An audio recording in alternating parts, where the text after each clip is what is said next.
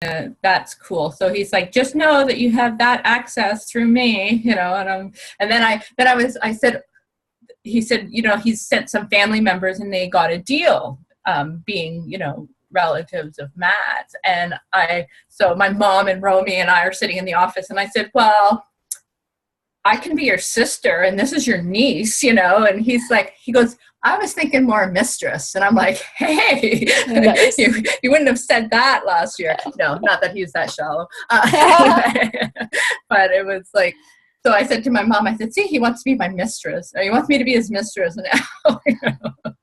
But yeah, so definitely, yeah, it's sort of an exciting possibility.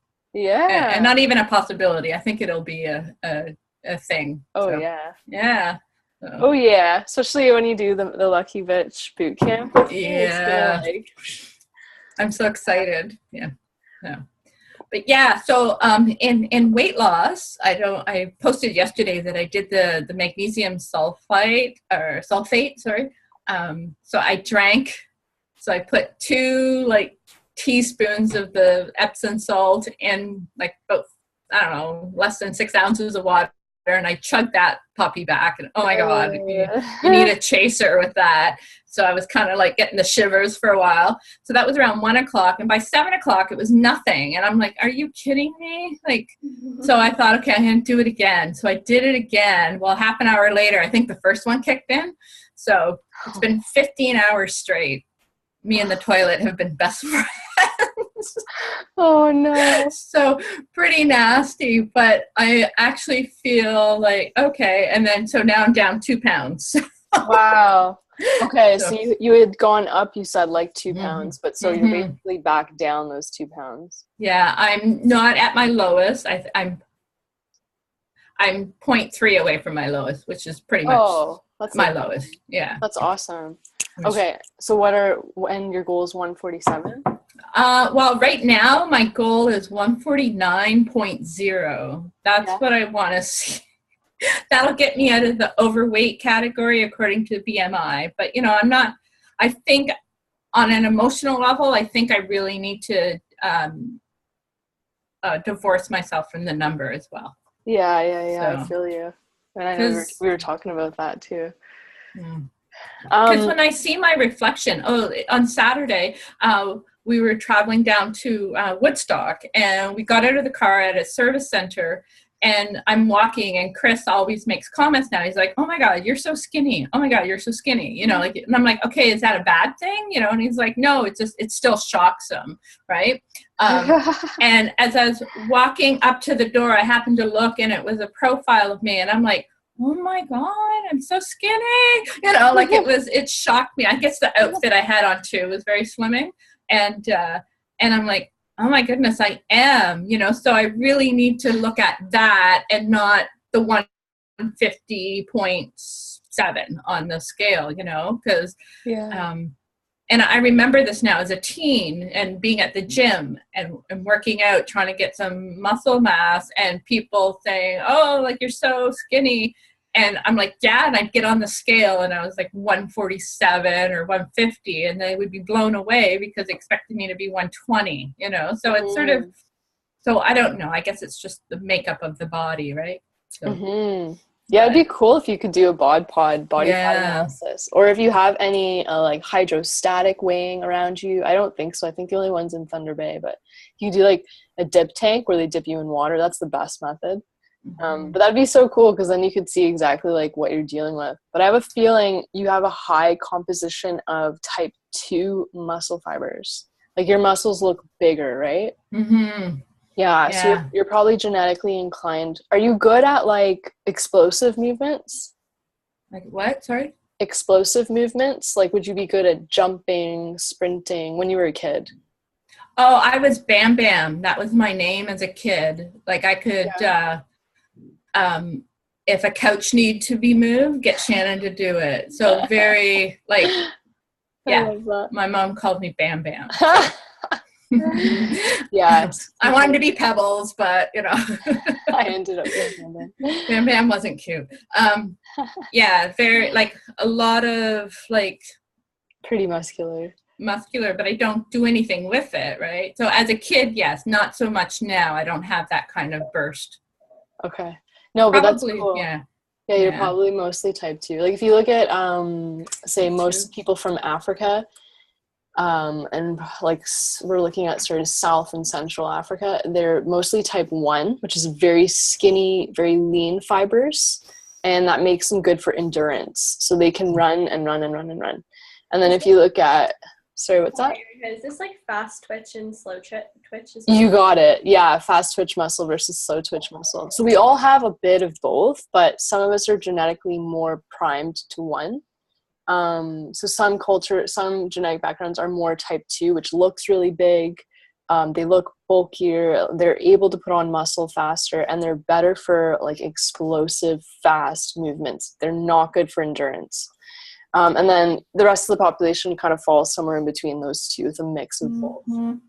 But yeah, so I have a feeling that's probably where you're at, Shannon, is like you have type 2 fibers, which makes you on the heavier side, but in a good way. That's good muscle tissue. But the definitive is always doing like a bod pod or something like that, because then you can actually start calculating, well, how many more fat pounds do I really have to lose?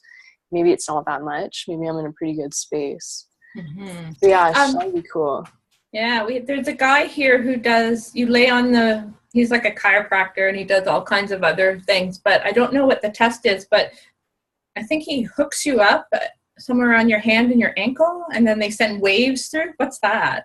And then they measure like electrical impedance. That one's okay. It's not super accurate. That's the only downfall. The most accurate is water, and then the second most accurate is the bod pod, and then after that you get the bioimpedance, which is okay. So all right, yeah, I don't want to do that then, because I think I did that years ago here. So it's really inaccurate. Like for instance, whenever I do it, it says I'm like 16%, but in reality, if I go to like a proper facility and get evaluated, I'm like 22%. So it's like a 6% range of being off, which is a lot. Okay.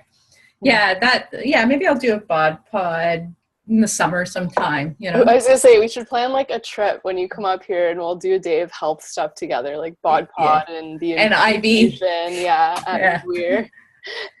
Yeah, because I'm on their file waiting. Yeah, that'd be awesome.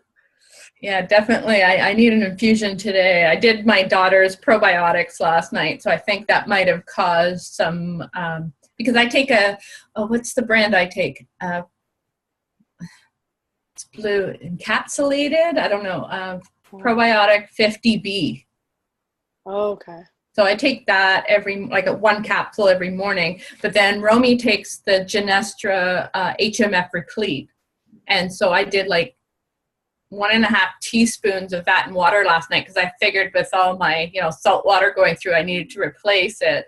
But then that created quite airy torso. Like it was just, I could literally feel the rumbling come up the side, across, and then down. It was like, so that's in the large intestines, right? So where I didn't have a lot of center stuff, so I don't know, because I was getting kind of worried that maybe I was getting some SIBO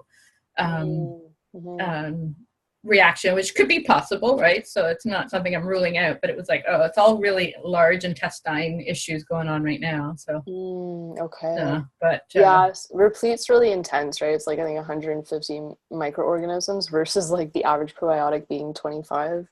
It's really intense. A lot of people get gas with it and constipation. So it could have just been that. But it's good that you're sort of cleaned out and kind of clean slate today. I cleaned out. Oh my God. I hope I'm done anyway. Yeah. It's all calm now, so I'm thinking I'm good. Where it wasn't, last night, poor Chris, he washed all the sheets, and we got these sort of white sheets, and I'm like looking at it going, hey. Oh, no. I'm like, Chris, I don't know if this was a good time to wash the sheets. He's like, don't tell me you're going to crap the bed. I said, I might. I said, I don't know. And I know I was like super sexy. I know. Anyway, I didn't. Thank God. Imagine. Oh my gosh. No. I was going to say, sorry, go ahead. No, go ahead. I was going to say, speaking of SIBO, I just did my breath test, you guys. I don't know, Emily, I don't think I told you about this, but I bought SIBO stands for small intestine bacterial overgrowth. And Okay. it happens when you've done things like birth control pill or antibiotics, or, like I did both of those. Plus I got parasites when I was 19. All that can contribute to it, and low stomach acid. So what happens is you end up getting bacteria from the large intestine migrating into the small intestine, and then you get a proliferation of species that shouldn't be there. So mostly the small intestine should be like us digesting our food and getting our nutrients. But if you have SIBO, bacteria end up stealing your nutrients. So the first things you'll notice on a lab test is your B12 is low and your ferritin, your iron storage, is low because they steal those. But they steal everything, like all your minerals, all your essential fatty acids. They cause leaky gut, which then means your gut is permeable, and food and particles and inflammation go into the bloodstream. Candida or yeast gets into the bloodstream. And then the worst part is they start sending neurotransmitter-like chemicals to your brain. So studies show these bacteria can actually control you to have cravings for sugar and those sorts of foods that they feast off of. It screws up your hormones. It screws up your brain. You can actually develop schizophrenia and psychoses from unaddressed SIBO. So all that to say, I've had SIBO for like clinically, symptomatically for about 12 years, and it's something I've battled with. But I found a doctor who does an actual breath test. So today I spent 3 hours doing this weird, you have to drink this solution, lactulose, and then you have to breathe into this apparatus every 20 minutes for 3 hours. Oh my God. It captures your breath. It's so crazy. It captures your breath in these 10 different sample vials, looking for hydrogen and methane, because you can be, if you have a SIBO that produces methane, that tends to be like having gas with no odor. So if you're prone to gas, it doesn't really have an odor. But if you're, and those are actually not even bacteria, they're a prokaryote, if you remember that from biology class, called archaea. And so those are just bad all around things to have in there. But then if you're a hydrogen producer, that's the one that then becomes sulfuric smelling once it gets metabolized. So then people end up having really stinky gas. So I just sent that in, or I didn't send it in rather. Purelator is coming to pick it up shortly. But I thought it was really cool. It's about $290 to do it. They come and pick it up from you, and then apparently I'll get the results back in about 3 to 4 weeks. And then based on that, the unfortunate thing is SIBO is very difficult to treat, which is why I still have it 12 years later. But it's only been recognized in the literature as a condition not even 5 years ago.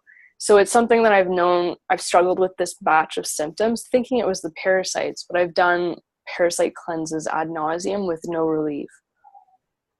How would you treat for SIBO in terms of like, what are the kind of alternatives that you could seek out? Like, I know for parasites, kind of my understanding is that a lot of the cleanses are surrounded around like starving the parasites. Mm-hmm.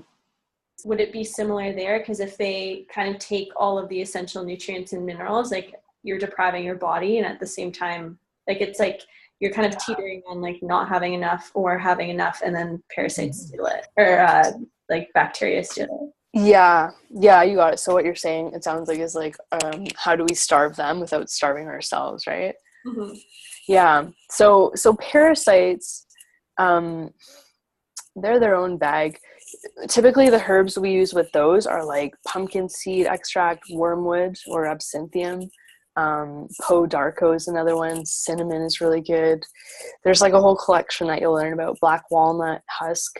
So when we do those herbs for 3 months, that helps to kill not only the active parasites, but also their eggs. Oh. The problem with parasites, like all these bugs are sneaky. Parasites can encapsulate themselves in an impenetrable capsule in your organs. So you have to kind of repeat the cleanse at least once a year for a few years just to capture that. But with SIBO on the flip side, and with parasites, all you really have to do is a clean eating diet. So just taking out processed and refined foods as much as possible. But with SIBO right now, there's 2 drugs you can take. One's called rifaximin, and the other one is like niacinamide, I think. Neomycin. They're both like broad spectrum, very poorly absorbed antibiotics. So you don't get them, but they absorb them. So you'll mostly poop it out, and then the bacteria absorb it and get killed by it. But the stats on those two are poor. It's like a 50 to 60% success rate, whereas the stats on taking herbals is actually closer to 87%. So a lot of people are sometimes better off taking herbal, but you're looking at 2 weeks on a pharmaceutical versus 4 to 6 weeks on a herbal. And with either one, you get a die-off effect, which is very disruptive to your everyday life. Like you get, the bacteria are dying. Those things also kill candida, so those die. And then when their dead bodies go into your bloodstream, they saturate your liver and your bloodstream, and you start getting like really crappy detox symptoms, like headachy, you feel sick, malaise, just gross. So some people who can't afford to like feel like crap for 6 weeks, they'll take the antibiotics. But what they're finding with SIBO is, while you're doing the active protocol for either the 2 weeks or the 6 weeks, depending if you're going herbal or antibiotic, while you're on the active protocol, you actually need to keep eating crappy foods, or what are called FODMAPs. Yeah, because if you don't, the bacteria go into hibernation mode and the pills won't kill them. Oh, okay. Interesting. Yeah, so what they found is you eat the FODMAPs the whole time you're on the medication, whether it's natural or pharmaceutical, and then the minute you stop, for 3 months, you need to go on an anti-FODMAP diet. So a diet with none of the fermentable carbohydrates in them. Ideally, like a very low carb ketosis diet of 25 grams of carbs a day for 3 months, just to make sure their babies or their like larvae or eggs don't grow and thrive. But even if you do all that and you nail it, 50% of people will get SIBO again within the year. So you actually have to repeat that process one more time throughout the year, and then probably yearly from there on after that. So it's like something to battle with, which is really unfortunate. Yeah, I don't know. To me, it seems like a puzzle. You know what I mean? It's a puzzle. And you definitely want your liver to be, at top notch, right? Because that's something that, anything that we do here, like any kind of detoxes, we have to do 3 months liver and kidney flush just to make sure, because we don't want to get so sick, right? So yeah, and then that's the catch-22 is you will never fully cleanse your liver if you have SIBO, because they're constantly poisoning you. So it's like there's only so much you can do. And then you also have to, so the bacteria, to protect themselves, create a biofilm, which is non-penetrable by botanicals.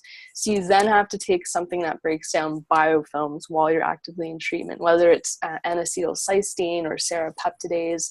These sort of, they're known to be proteases, or things that digest proteins in the body. You have to take something like that too. So, oh my God, it's just like so intense, the work that I'm going to have to do, but I now see it as like the only option and the last barricade in getting the ultimate health that I want. So I'm really stoked to take that on, even if I have to repeat it like 2 or 3 times. Are you going to do the 2 or the 6 weeks? So here in Ontario, you'll apparently never find a medical doc who will prescribe rifaximin. It's very expensive, and they just don't, like a GP doesn't really care about advanced GI stuff. If I was in BC, naturopaths will prescribe it for you there because they can, and I think Alberta. So I might, if I have to, I might look at taking a trip out west, because I have some colleagues out there who could prescribe it, but only if I visit them in person, which sucks. So I'm going to try the botanicals first and foremost. And then if I'll do a breath retest after those 4 months or whatever, and kind of go from there if I should maybe rotate, kind of see. It's intense. It's really intense. This is why I've been sort of putting it off for a long time. It's like, oh my God. But I'm excited to kill it. And then, yeah, like in terms of a puzzle, Emily, and this is a really cool area if you want to get into like a cool area in the future. Well, it's just, to me, it sounds really interesting. Like there are a lot of kind of variables that it's like timing that you need to kind of figure out, and then like obviously differentiate. Yeah, and what they're finding is there's so many causes. Like I just named a couple, but there's something called a migrating motor complex in your body, which is how your brain tells your small intestines to wash themselves out. So if you're not eating, if you've been in a fasted state, your intestines should propel themselves every 10 minutes, and that automatically propels bad bacteria or any bacteria, because the bacteria with SIBO are not bad, there's just too much. it propels them back into the large intestine. So, but a lot of people develop a problem with their migrating motor complex in that it just stops working and it doesn't migrate. And then on the flip side, SIBO will also cause that because the bacteria purposely paralyze your gut to not have any kind of peristalsis so that they can live there unharmed. Like they're so, you know, They sound so smart. they're so smart. Like for such a basic ass organism, you know, they're masters at using the human body as their host. So one of the professors at CCNM always said, he's like, you know, bacteria have been here before us and they will be here long after us. So they're doing something right for their survival. So I thought that was cool. Yeah, there's other stuff to it that's really interesting. Like they steal your serotonin, so then you're more prone to depression and other mental illnesses. And serotonin is necessary for that migrating motor complex too. Like there's just, I went down the rabbit hole with it yesterday and I was like, you know, inhaling article after article after article. And I was like, oh my God, this is intense. And not my specialization, but it is something that I have. So I've been seeking out experts within the field. One of them is named Preet Paul Sangera. He's really great. And then I'm working with his protege, Dr. Agnes Makowski, who's like does his, I don't know, Matowski? I can't remember, but Dr. Agnes in Burlington, because he's out in BC. So yeah, I will. I'll share the updates with you guys in terms of how that goes. I'm really fascinated about that. Oh, that's cool. I have a question. So now that I am in week 1 and I have to wait, I think so my saliva kit. I'm just wondering if I should. Sorry, I'm just looking at where I am in my in your chart. cycle. Yeah. One, and then I can make sure I'm asking the question right. All right. Oh, day 21. So I'm past when I could have done this cycle, because I know I wanted to make sure that all the supplements were out of my body, like the HCG, before I did this test. So I guess that makes that question nil. I'll just do it next month, right? Yeah, that should be, I would do it on day 21 of next month. Yeah, because today's day 21. So, and that, do you feel that a month and a week is enough, like enough removal from the HCG? Oh yeah, for sure. Yeah. Okay. Sure. Yeah. So I didn't know if I should, like, if that would be enough or I needed more, but okay. So I'll do that in a month from today. Cool. Or a month from whatever. That's all right. Cool. So you'll finally get a sort of a read on what your hormones are doing. Yeah, and then compare it to my first one, and hopefully, I already know. You already know it's going to be better, but it might need some tweaking, right? So. Oh, for sure. Yeah. Yeah. So that's exciting. But. That's so cool.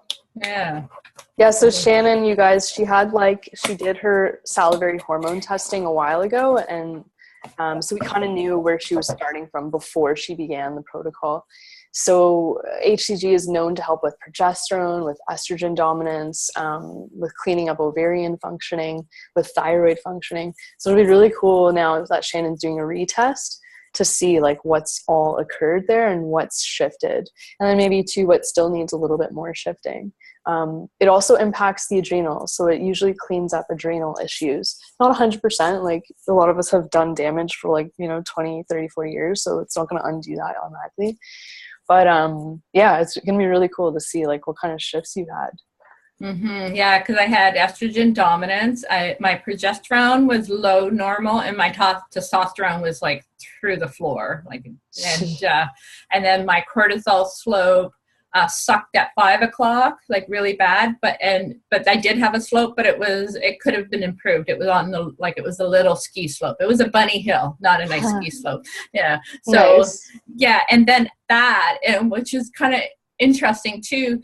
That was done before Romy was diagnosed. And I know everything went to shit after that, because I know with our talk, Erica, your interview with me, and it was obvious my progesterone had nosedived as well. Yeah. Yeah. So it would have been and 55 pounds heavier than when I did my first saliva test. So it would have been really awesome to do one at that point, you know. So I know. So my before and after is not going to be representative of this really bad place in the middle that I was at. So true. Yeah. So, but yeah, I'm excited. Get spitting.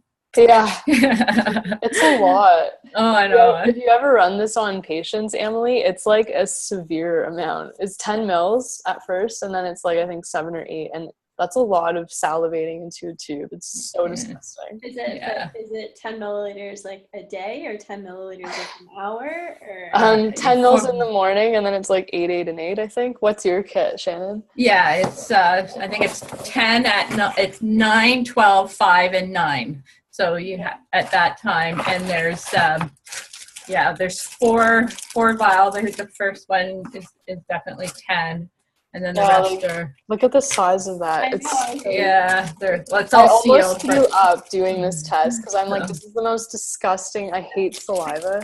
Yeah, I'm like, I can already be a dentist. I'm like, this is so gross. Yeah, it was actually pretty brutal. Yeah. So, but it's amazing. Like, saliva is the most accurate hormonal testing. Saliva and urine is really cool. Much more accurate than blood. Yeah. I was gonna say, that's so cool. And yeah, we'll kind of see where to go from there, which is awesome. Because my goal is I'm not going to experience menopause. Yeah, my period's just going to go away. Yeah, exactly. And I'll be done. How expensive are the saliva tests? Well, that one cost me $400. Okay. Yeah, it depends on what you do, Emily, but if you want like the full bells and whistles, it's usually just under 500, like 450 or so. Okay. Yeah. But it's well worth it though. You get a really good reading. It's a good test, I think.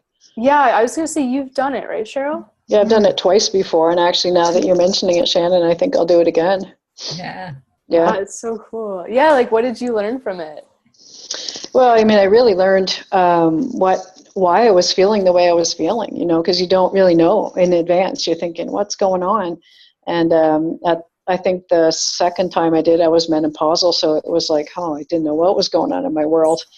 So that really helped to clarify things for me and sort of get you thinking, okay, now how do I deal with this? How do I get these things back to where they should be? And that's kind of what's propelled me, I think, more than anything into doing like this and the other interventions and stuff I've had with other naturopaths. So it was really, really helpful.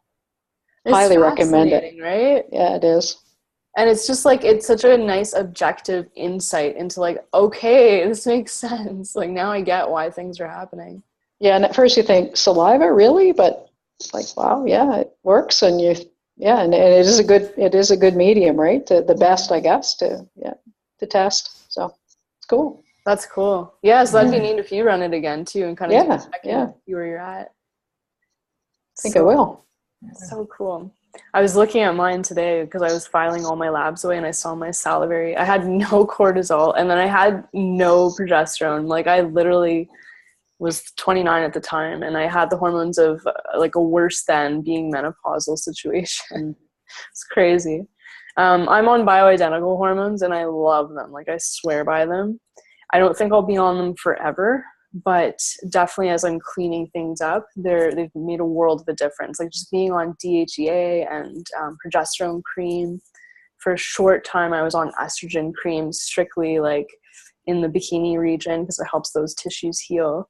And then I'm on cortisol, which I'm cutting back my dose. But yeah, like, doing the salivary test really lets you pinpoint like exactly what's happening and why. And actually, we ended up doing the sort of back. When I found out I was making no hormones, that's when I did another test that showed I have this adrenal condition that I don't, like, my adrenals just can't keep up. So it allows you to sort of dig deeper into that and find out, is there something special here that we need to work with or target to help us feel better? So yeah, really cool test. Highly recommend it. And I'm sure, Emily, when you're in school, you'll see people running it. We lost her. Yeah. Uh-oh. Oh, yeah. And they always freeze on a funny face, don't they? Yeah, that's right. Can you hear me? Yeah, we can hear you now. That's funny. It's very well. You guys, I'm You froze so... again. Oh, there you are. Can you see me? Yeah, so we have really Yeah. crappy internet upstairs and like my dynamite $1,000 a month internet in the basement. So I think I just cut between the two. I'm so excited to move and just like have these most basic problems not be a thing, because I feel like I'm living with problems that should not be a thing, and they're slowing down my experience of life. So I'm very excited. The countdown is on. 39 days. Yeah, but yeah, really cool tests. I wanted to share one other cool thing with you guys that I purchased last night, speaking of female hormones. For those of you that are still getting periods, has anyone heard of the underwear called Thinx underwear for women? I've seen the ads. Yeah, they're so cool. I mean, I haven't tried them yet, but I did a lot of reading the reviews to make sure they were legit. But they're like these really, really cute black underwear, really nice, like posh looking underwear that can replace your use of a pad or tampon. Depending on the style, like some of them will hold the equivalent of like two tampons worth, or one or 1.5 or a half. So I actually bought one of every single style to try it out. But it's really neat. Like, it's a good company. For every pair that you buy, they donate 7 reusable pads, like material based pads to a woman in Africa. So I bought 7 pairs. So it's gonna be like, I don't know, is that 49 pads going out to women in Africa? So that's cool.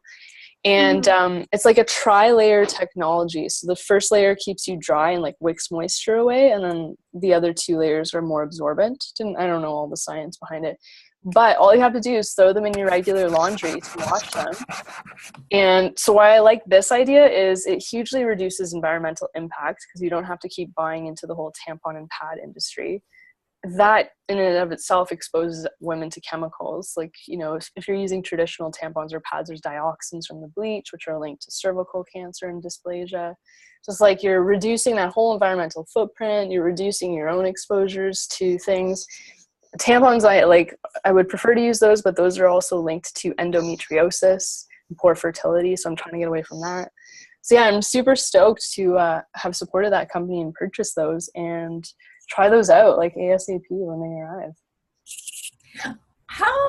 I was a tampon girl growing up. I think I wore pads like once. And then now I've gone, ever since Romy's diagnosis, we've gone to the Diva Cup. But I find the cup, can it affect your bladder, or is there I have the same, I have the Diva Cup too. I was curious about that also. Do you have Pardon? Do you have that bladder issue as well? No, sometimes sometimes it feels like I would say maybe, because I usually have like a 6-day period or a 5-day period, like day 5 and 6, like it almost feels like I'm about to have like a UTI. But I don't know if it's the feeling. Yeah. I have them really frequently, so I don't know if I'm just like super sensitive to that. But oh yeah, and you have definitely that too? Yeah, it's almost like that. It's like at the beginning I'm fine. It's not the same for me. It's not the exact same feeling, but it's like similar. Like I know there's a pressure. Yeah. I don't know. Yeah, I get a pressure. Yeah, and it feels like that I have to either do a bit more bearing down to pee, or the pee flow is less. Like it's not as strong as if I didn't have the cup in. So there's something I've noticed the last few months, something going on there. And I'm curious. I mean, my qualm, I love the ideals behind Diva Cup. My qualm with it is strictly from a biomechanical perspective, because I do have a biomechanics training as a kinesiologist. And the biomechanics of the vagina for the health of our pelvic floor is that whenever you're not having intercourse or birthing a baby, the vagina should be completely flat. Like the walls should be flat against each other. Whereas with the Diva Cup, it's forcing them always slightly open, right? So when you're walking, that actually is kind of damaging to your pelvic floor. So it sounds like what you guys might be experiencing is an increased, or Shannon at least, hypertonicity, which means a hyper tightness now of your pelvic floor, because it's used to like trying so hard to keep that diva cup in place, and that impacts your capacity to pee normally. So that's my qualms with Diva and why I stopped using it. Just because the pelvic health physios that I worked with were like, nay, don't do that. But that said, for some women who have a prolapsed bladder, it can actually feel better because it finally pushes the bladder back where it should be. So I think everyone's different. But that might be why. I don't know why you would feel UTI, unless that too, Emily, is actually like, because some people feel UTI symptoms when their pelvic floor is really tight. So I almost wonder if it's that. Honestly, like I used to get UTIs quite frequently, to the point where it was like, I wouldn't say like quite frequently, but it would be like I could feel them. It would feel like I could feel them coming on. Like I didn't exactly have it. So maybe I'm just like being a baby. You're hypersensitive. No, but it's a real thing. Studies show if you have pelvic floor issues, you don't fully evacuate your pee. Like, so it's called a post-void ultrasound. So they'll ultrasound you before you pee, and then they tell you to go pee, and they ultrasound you again. The remaining. Yeah. I had a lot of patients, like people our age who had never had children. So, no complications from birth or pregnancy, but they would have post-void residual urine, and then that's what festers and creates the UTI situation. And that's usually caused by a pelvic floor that's too tight and doesn't. If your pelvic floor is too tight, it's not going to function properly. It's like if you walked around with your bicep like this all day, you can't lift anything else. It's already fully contracted. It can't support anything else. So it's kind of that notion. But yeah, if you guys ever have a chance to see a pelvic health physio, I highly recommend, especially if you sit. Like CCNM killed my pelvic floor, Emily. So I would recommend seeing one if you can, especially before you get pregnant, if you ever want to do that. For sure. I'm actually going to go see an apartment tomorrow. Like, Ooh, by CCNM? Yeah, like the ones on Singer Court. Oh, cool. I don't know how new they are, but they're like right around the corner. But I met a girl who is starting in September. With you? Pardon? With you then, right? Yeah. But the thing is, like, we've been talking kind of on Facebook and stuff, but we haven't really met. So I'm meeting her for coffee just to see, like, if we'd be a right fit. Compatible. Yeah, just because, I'm excited and, like, I really want things to work out. I went to go to this house it was a bit of a walk, but it was a really nice house. A real estate agent basically just purchased it and flipped it. She lives in the area, but the room was, like, really, really small. So I went there with my dad. My dad never kind of forces me to make decisions. He like makes me realize my own decisions, if that makes sense. Because one of the girls there was another girl there. So there were two girls in the house, and then there was another girl who was also going to CCNM, and she got the bigger room. And then it's like, do I want to live in here because it would be a good environment? But the room itself was just really, really small, and I'm kind of a homebody, so it's like I like being able to study and like sit at home and whatever. Yeah. So it just took my dad and I an afternoon. We kind of just drove down, and then it was like confirming. I wouldn't say no, but I was there, and then he was like making fun of me because I really, really wanted a bigger room, and I'm like, I wouldn't say throwing a tantrum, but I'm like, I hate this. Like I want this to be a bigger room so badly because I love this house. And he was laughing at me. Mm-hmm. But yeah, tomorrow I'm looking. I don't know. I'm excited, though, just to like move out of my house right now. Are you excited? Yeah. Have your own space? Both my parents and then my brother all in the house. And like, it's like, I guess I can't really complain, but I've become like the primary kind of chef and the primary like do everything because I wasn't working from January until like March. And then now I'm working at a golf course and just serving. And then I'm working at an Italian restaurant also serving. Nice. So it's just like, now I'm expected to do, my dad he found your cauliflower pizza idea, and he has been so fixated on frickin' making this pizza. And he every day, oh, when are you going to work? Whatever, let's make the pizza. And it's like, I can't, like, if you had told me this, like, I can't do everything kind of the day of, whereas he's a day of kind of person. But today, spaghetti squash is what I'm making. So nice. That's hilarious. So you're like the on-call HCG, post-HCG chef. Because it's now that both my parents know that I know how to make their food, they'll just be like, hey, like, can you make like all my meat for the next 3 days, or can you make this or whatever?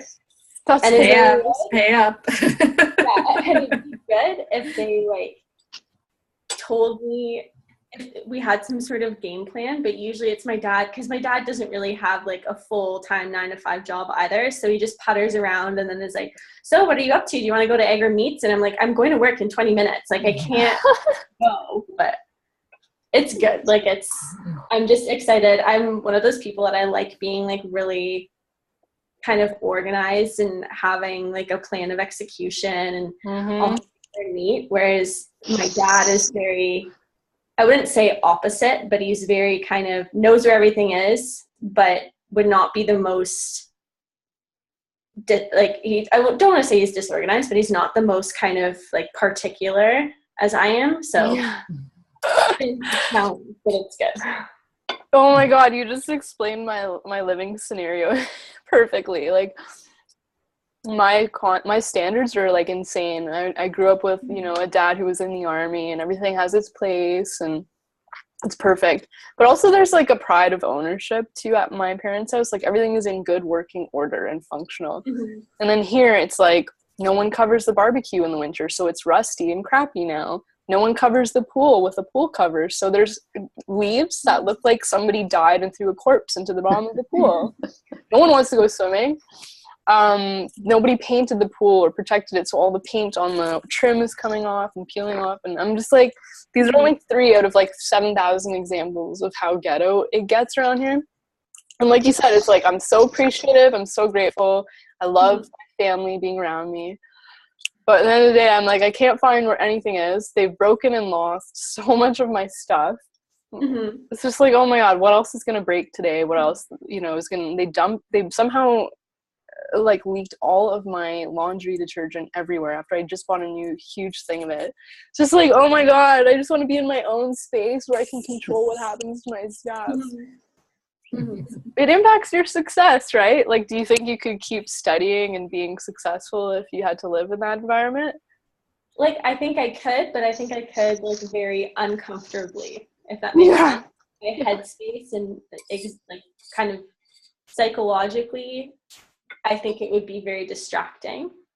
Just because there's a lot of coordination involved, and I was super frustrated. My boyfriend was making fun of me this weekend because I might as well just post my work schedule on the fridge, and then they don't have to ask me how many times, like when I'm working and stuff, because like with serving, like I guess I could give them some credit, just because with serving, it's like I don't know when I'm going to finish sometimes. Like there's a general window of time, but it's really busy, I stay later, whatever. But it's always like every day I could tell them what time I'm working on tomorrow, and then tomorrow, oh, when are you going in? Like what's going on? And it's just like, I need to, I don't know.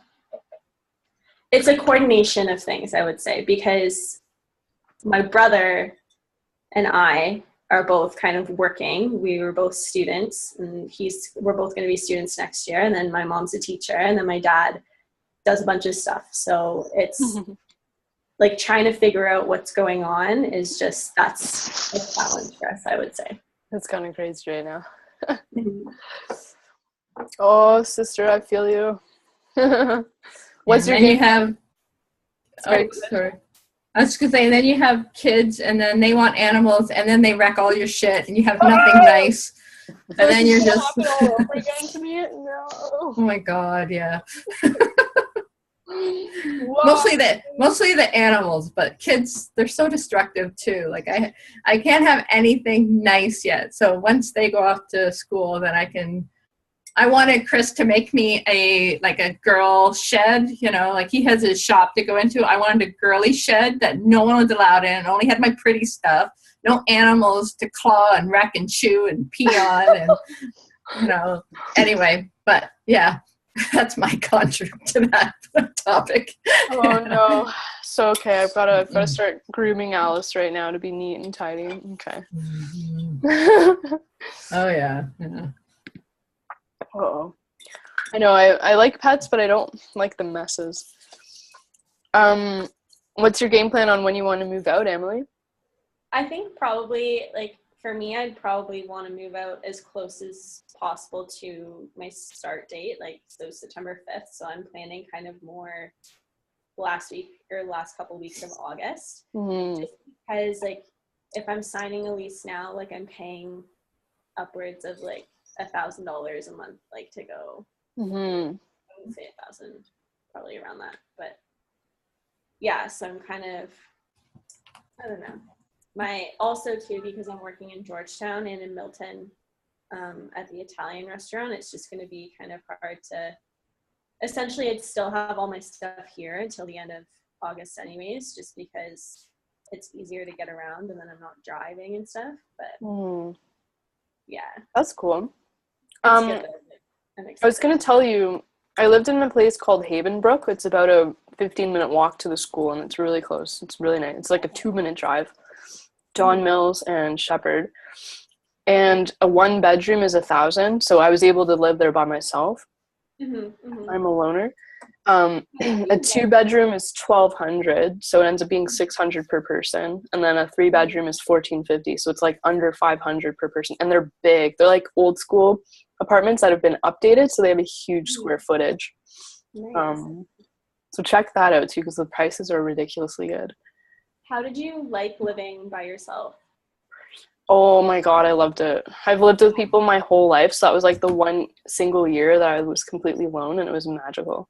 Because I want to, I just like, I don't know if I like being around people is a thing, but I like being around people to a certain extent.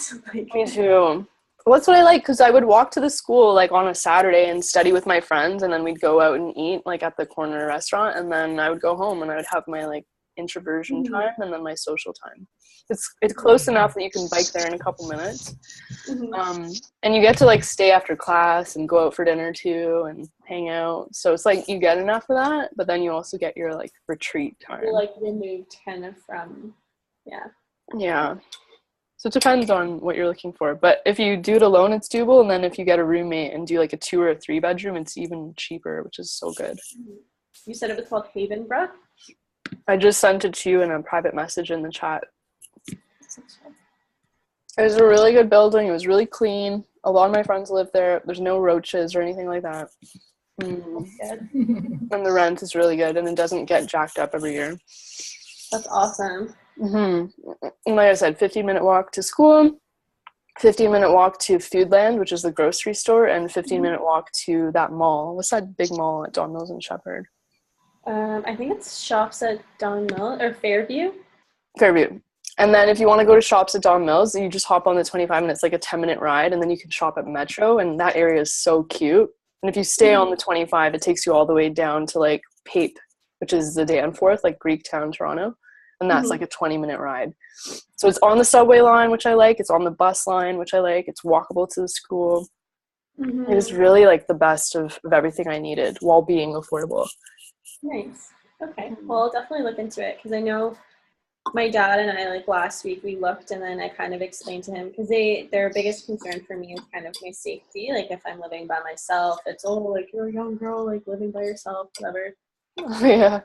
So and I know like they're speaking from like the best intentions and stuff, but like basically trying to explain to them, because they want me to live like comfortably, obviously, but I don't want to say fixated on price, because they're not, but before they kind of were, and they didn't understand that it's expensive in that area, and it's like depending on kind of what you're looking for and whatever. And in terms of like if I were to sign like a 2-bedroom, they're like, oh, well, you can just find like a roommate after, and like I don't want kind of the responsibility and to have to pay maybe $800 a month extra room, right? So then there was a debate on whether or not I'm going to keep my car, because if I'm living somewhere super expensive and it's close to everything, then there's no real point of keeping my car. But they kind of, I would say, like softened up, and they've understood that it's been a little bit of a challenge. But if I find these, if you said it's $1,200 for a 2-person, then I could very well just rent a 2-person and then find. Yeah, there's a board, an online board on the CCNM website that you can post that you're looking for a roomie, and then there's a physical board at the school that you can post a paper notice on. Nice. Okay. Well, for sure you'll find someone, especially if you start looking early. Well, my thing is like I'm meeting with this girl tomorrow, but my mom uses, do you know Bitmojis? Like they're like the emojis, but they're like cartoons that you make of yourself, and then it's yourself. Oh yeah. My family is obsessed with them.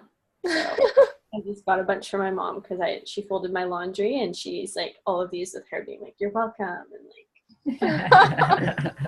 My boyfriend has those.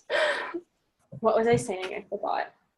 You're gonna meet with the girl tomorrow? Yeah, but I don't know. Like, I'm just kind of nervous if I meet her and then we don't really kind of click or whatever. I don't want to be kind of committed to a year-long lease. Like, I'd rather live at home and then commute and then find someone. And yeah, that's another good idea. I don't know. That's what I did my first year of college. It was a 3-year program. I moved in with, she was an administrator at the college, so I thought, oh, well, that was pretty good. She had a room for rent, and she was going to be responsible. And the first day, my parents dropped me off, and she's like, oh, yes, she's talking about all her house rules and that. And I swear my parents weren't 5 minutes gone, and she's like, Shannon, go get showered. There's like a shit ton of people coming for a party, so it was like, it was like Partyville. I had a really good year. I don't know what I learned, but it was a really fun year. And then my next year I decided to get my own place sort of in town, and thinking that I could go go be a part of the social, but then be home alone. But because I was right near all the bars, I had people over all the time. So my third year I moved. I had one little bedroom north of the town where no one would walk to, so I could escape. So yeah, it's kind of definitely, even just taking a few months to get, your classmates and maybe meeting someone and someone that you will automatically click with instead of the sort of the forced clicking. Yeah. But yeah, it sounds exciting. I miss those days. I know, me too. Plus, I love school, so it's really, really awesome. Like, I'm excited to start again. This is the first summer that I haven't done any sort of courses or anything like that for 3 years. So it's like, now I'm just kind of committed to working and like making a lot of money, but it feels like I should have some sort of like assignment or like side project. Yeah. So focused that way for so long. I bought like anatomy flashcards so I can quiz myself over the summer. Awesome. Yeah. Oh, and I have more books for you, which you'll be getting tomorrow. So that's great. Yeah, it's so exciting. I loved being in school. So it's fun when you're first starting because you're like, well, I got 4 more years in this. This is great. I miss it. It's exciting. I just wanted to check, Cheryl, do you have any questions? Because I know you have to probably get back to work soon. Yeah, I do. Just one. I was checking this morning, and it seems I'm on day 33, and it seems I'm running a little low on HCG. So I'm wondering if I should reduce the amount for the next several, for the rest, or what. I've been following the instructions all along, but I noticed this morning, I'm thinking, I'm not sure that's going to get me through the next 7 days or so. Really, eh? Okay. Yeah. Yeah, and it was kind of the same with the first vial. Anyway. Did you run out what do you with the think? vial, or did you manage to get all the injections with the first vial? Well, I got through, but only to like day 19, and I thought this should have probably gone another day. But anyway, and I am, like I say, I'm following the 4 milligrams or whatever it is that they recommend. But oops, there goes the lights.